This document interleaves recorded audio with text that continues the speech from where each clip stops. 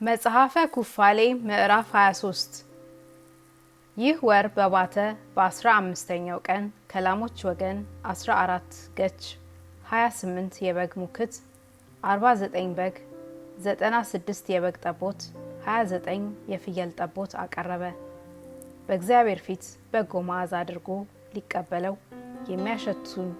የሚያሹትን የተወደደ ቁርባን ወደ መሠዊያው አገባ።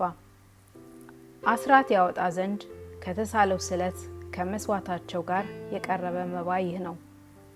ፍልቅ አድርገው በሚያፈሱት ከዚህ ጋር አንድ ነው። እሳት በበላው ጊዜ በእሳቱ ላይ ነጭ ዕጣን ያጥን ነበር። ደህንነት ለሚደረግበት መስዋዕትም 4 ገች 4 የበግ ሙክት 4 በግ 4 የፍየል ሙክት ዓመት የሆናቸውን 2 የበግ ጠቦቶች 2 የፍየል ጠቦቶች ያቀርብ ነበር። በነጋ ቁጥር 7 ቀን እንዲህ ያደርግ ነበር። ከቤተሰቦቹና ከልጆቹ ጋር ደስ ብሎት 7 ቀን በዚያ ይበላ ነበር። ከጽኑ መከራ ሁሉ ያዳነውን የለመነውንም የሰጠውን እግዚአብሔርን ፈጽሞ ያመሰግነው ነበር። ንጹሕ የሆነውን ከብት ሁሉ ንጹሕ ያልሆነውንም አስራት አወጣ። ስቡንም አሸተተ። መስዋዕት የማይገባውን ከብት ለልጁ ለሌዊ ሰጠው። የሰውንም ወገን ሁሉ ሰጠው። ሌዊም ከ10 ወንድሞቹ ተለይቶ በአባቱ በያዕቆብ ፊት በቤቴል አገለገለ። በዚያ አገልጋይ ሆኖ ኖረ። ያዕቆብም ስለቱን ሰጠው። ዳግመኛ ለእግዚአብሔር እንደዚሁ አስራትን ሰጠ። ይህንንም ለየው፣ የተለየ ሆነ።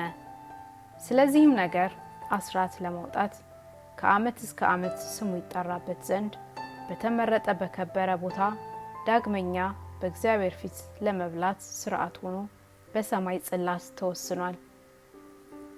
ለዚህም ሕግ ለዘላለሙ የተወሰነ ዘመን የለውም። ይኸውም ሥርዓት ከዓመት እስከ ዓመት ሊያደርጉት ዳግመኛ በእግዚአብሔር ፊት በተመረጠ ቦታ ሊበሉት በሰማይ ጽላት የተጻፈ ነው። የዓመቱ አዝመራ እስከሚደርስበት ወራት ድረስ ዘሩ እስከ ዓመት ድረስ ይበላልና ከዚህ ዓመት ለሚመጣው ዓመት ከእርሱ ማትረፍ የለም። ወይንም ወይን የሚደርስበት ወራት ዘይትም ዘይት እስከሚደርስበት ወራት ይበላልና ማትረፍ የለም። ከእርሱም የሚተርፈው ሁሉ የደለበው የረከሰ ይሁን፣ የረከሰ ሆኗልና በእሳት ይቃጠል። እንዲሁም በከበረበት ሆነው አንድነት ይብሉት፣ አያደልቡት። የበጉና የላሙ አስራት ሁሉ ለእግዚአብሔር የተለየ ነው። ስለ አስራቱ የሚሆነው እንደዚሁ በሰማይ ጽላት ተወስኗልና ተጽፏልምና ካህናቱ ከዓመት እስከ ዓመት በፊቱ የሚበሉት ይሁን። በሁለተኛይቱ ሌሊት ይህ ወር በባተ በ22ኛው ቀን ያዕቆብ ያንን ቦታ ይሰራ ዘንድ ቅጥሩንም ሰርቶ ይለየው ዘንድ ለእርሱ እስከ ዘላለሙ ድረስ የከበረ ያደርገው ዘንድ ከእርሱም በኋላ ለልጆቹ እስከ ዘላለም ድረስ የከበረ ያደርገው ዘንድ መከረ። እግዚአብሔርም ሌሊት ተነጋገረው፣ አከበረው። ስምህ እስራኤል ይባል እንጂ ያዕቆብ ብቻ አይባል አለው። ዳግመኛም ምድርንና ሰማይን የፈጠርኩ አምላክህ እግዚአብሔር እኔ ነኝ። አከብርሃለሁ፣ ፈጽሜ እጅግ አበዛሃለሁ። ነገስታቱ ከአንተ ይወለዳሉ፣ 4ቱንም ማዕዘን ይገዛሉ። የአዳም ልጅ የረገጠውን ቦታ ሁሉ ይገዛሉ። ከሰማይ በታች ያለ አገርን ሁሉ ለልጆችህ እሰጣለሁ። እንደ ወደዱ አሕዛብን ሁሉ ይገዛሉ። ከዚህ በኋላ አገሪቱን ሁሉ እጅ ያደርጋሉ፣ ለዘላለምም ይወርሷታል አለው። ከእርሱ ጋር ተነጋግሮ ከጨረሰ በኋላ ከእርሱ ዘንድ ወጣ። ወደ ሰማይ እስኪወጣ ድረስ ያዕቆብ ያይ ነበር። ሌሊት በራእይ ባየ ጊዜ እነሆ መልአክ ከሰማይ ሲወርድ አየ። 7 ብራናዎች በእጁ አሉ። ለያዕቆብ ሰጠው። ያዕቆብም አነበባቸው። በዓለሙ ሁሉ ለልጆቹና ለእርሱ የሚሆን በውስጣቸው የተጻፈውን ሁሉ አነበበ። በብራና የተጻፈውን ሁሉ አሳየው። ይህን ቦታ አትስራ፣ የዘላለም መቅደስንም አታድርገው። ይህ ቦታ ቤተ እግዚአብሔር የሚሰራበት አይደለምና በዚህ ቦታ አትደር። ወደ አባትህ ወደ አብርሃም ቤት ሂድ። አባትህ እስኪሞትባት ቀን ድረስ በዚያ በአባትህ በይስሐቅ ቤት ኑር። በግብጽ ሳለህ በደስታ ትሞታለህና በዚች ሀገር ከአባቶችህ ከአብርሃምና ከይስሐቅም ጋር በአባቶችህ መቃብር በክብር ትቀበራለህና አይዞህ፣ አትፍራ። እንዳየኸው እንዳነበብኸው እንደዚሁ ይደረጋልና አንተም ያየኸውን ያነበብኸውን ሁሉ ጻፍ አለው። ያዕቆብም አቤቱ ሁሉን እንዳነበብሁ እንዳየሁ እንዴት አስባለሁ አለ። ጌታም እኔ ሁሉን አሳስብሃለሁ አለው። ከእርሱ ዘንድ ወጣ። ያዕቆብም ከእንቅልፉ ተቀሰቀሰ። ያነበበውንና ያየውንም ሁሉ አሰበ። ያየውንና ያነበበውንም ነገር ሁሉ ጻፈ። ዳግመኛ በዚያ አንድ ቀን በዓል አደረገ። በቀደሙት ዕለታት እንደሚሰዋው ሁሉ አድርጎ ሰዋበት። ያች ቀን ተጨምራለችና ስሟን ተውሳክ አላት። የቀደሙትንም ቀኖች በዓል ከነርሱ በዓል ትሆን ዘንድ እርሱ እንዲህ ይታይ ነበር። ይህም በሰማይ ጽላት ተጽፏል።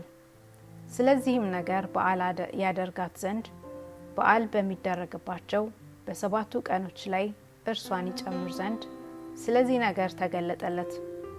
በዓመት እንዲመላለሱ ቀኖች ቁጥር በተድላ በደስታ መስዋዕት የሚሰዋባት በዓል የሚደረግባት ቀን ናትና ስሟ ተውሳክ ተባለ። ይህ ወር በባተ በ23 ቀን በዚያ ሌሊት የርብቃም ሞግዚቷም ዲቦራ ሞተች።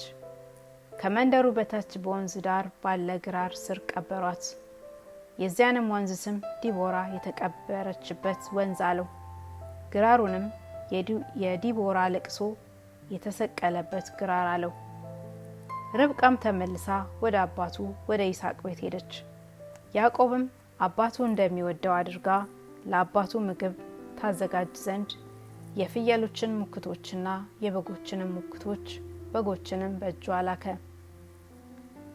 ክብራታን ወደምትባል አገር እስኪቀርብ ድረስ ከእናቱ ኋላ ሄደ። በዚያም አደረ። ራሔልም ሌሊት ወለደች። በወለደችው ጊዜ ተጨንቃ ነበረና ስሙን መከራ የተቀበልሁበት ልጅ አለችው። አባቱ ግን ስሙን ብንያም አለው። በዚህ ኢዮቤልዩ በ6ኛው ሱባኤ በ1ኛው ዓመት 8ኛው ወር በባተ በ10ኛው ቀን ራሔል ሞተች። ኤፍራታ በምትባል አገር ተቀበረች። ይህችውም ቤተልሔም ናት። ያዕቆብም በጎዳና ዳር ባለ በራሔል መቃብር ላይ ሐውልትን አቆመ። ያዕቆብም ሄዶ በመግደላ ድራኤፍ ግራ ወደ አባቱ ይስሐቅ ሄደ። በ10ኛ ወር መባቻ ሮቤል የአባቱ ቁባት የምትሆን የራሔልን አገልጋይ ባላንን ተሰውራ በውሃ ስትታጠብ አየ፣ ወደዳትም። በሌሊት ተሰውሮ ሌሊት ወደ ባላን ቤት ገባ። በቤቷ ብቻዋን ባልጋ ላይ ተኝታ አገኛት። ከእርሷ ጋር ተኛ። በነቃችም ጊዜ እነሆ ሮቤል ከእሷ ጋር በመኝቷ ተኝቶ አየች። እጇን ዘርግታ ያዘችው፣ ጮኸች። ሮቤል እንደሆነም አወቀች። ከእርሱ የተነሳ አፈረች። እርሱም ሸሸ። በዚህ ነገር ፈጽማ ታዝን ነበር። ለማን ሰው አልተናገረችም። ያዕቆብም መጥቶ በፈለጋት ጊዜ ሮቤል ስላሳደፈኝ ሌሊትም ስለደረሰብኝ ከአንተ ተለይቻለሁና ለአንተ የምገባ አይደለሁም። እኔ ግን ተኝቼ ነበር፣ እጄን እስክዘረጋ ድረስ አላወቅሁትም። እሱ ደርሶብኛል አለችው።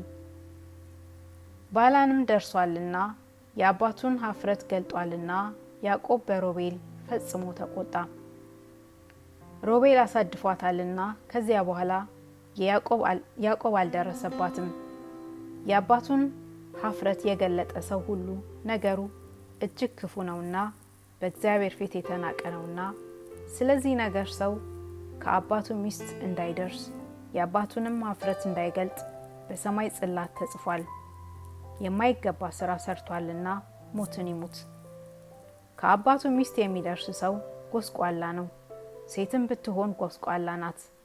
በዚህ ዓለም ኃጢአት ሰርተዋልና እርሱም እርሷም ይሙቱ። በአምላካችን ፊት ለአገዛዝ በመረጠው ወገን መካከል የተጠላ ይሁን። ከአባቱ ሚስት የሚደርስ ሰው የአባቱን አፍረት ገልጧልና የተረገመ ይሁን ዘንድ ዳግመኛ ተጽፏል። የእግዚአብሔር ወዳጆች ሁሉ የተረገመ ይሁን አሉ። ሙሴ አንተም የእስራኤል ልጆች እዘዛቸው፣ ለሞት የሚያበቃ ፍርድ ነውና የማይገባ ነውና ይህን ነገር ይጠብቁ። ይህን ክፉ ስራ ለሰራ ሰው ለኃጢአቱ ለዘላለም ስርየት የለውም። በእስራኤል መካከል ይህን ስራ የሚሰራ ሰው ሁሉ የተናቀ የተጠላ ስለሆነ በዚህ ዓለም አንድ ቀን እንኳን መዋል አይገባውምና በአምላካችን ወገኖች መካከል በድንጋይ ተወግሮ ይሙት እንጂ ለኃጢአቱ ስርየት የለውም። በአባቱ ሚስት ደርሷልና ለሮቤል ደህንነት ስርየት ይገባዋል አይበሉ።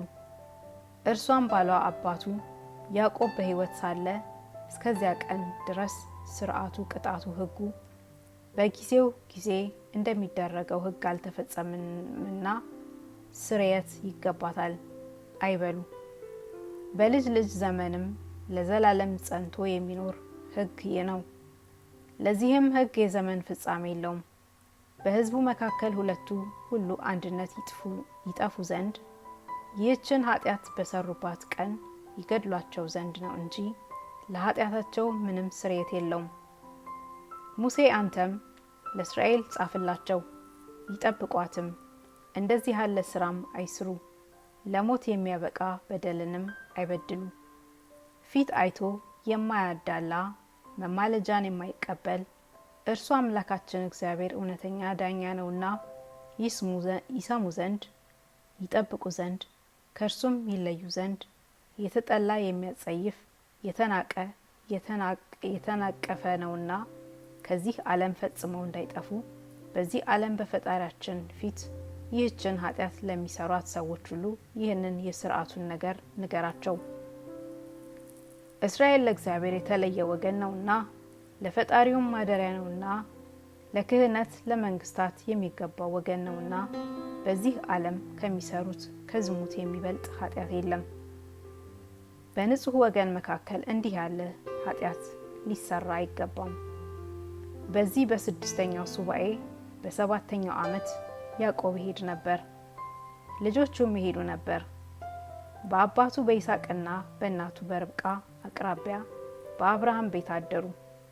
የያዕቆብም ልጆች ስማቸው ይህ ነው።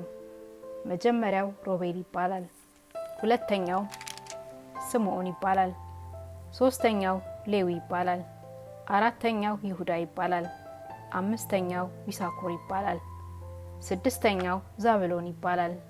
እነዚህ የልያ ልጆች ናቸው።